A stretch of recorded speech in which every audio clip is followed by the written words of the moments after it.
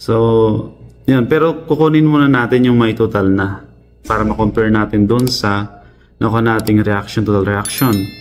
So, meron tayong by section, list by section, and meron ding by label. Pero kung makikita niyo wala siyang total.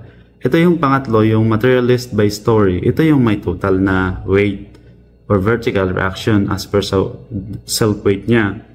So, makikita natin sa weight and KN, ito yung total na yan. Meron tayong 210,502.0447 na kilonewton na weight.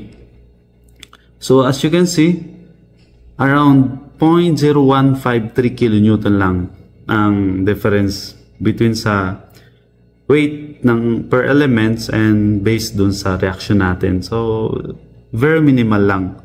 So, i-check natin din yung by list and by section. Kailangan, kapag isum up natin yan lahat, magtutugma dun sa total na reaction na nakuha natin. Okay?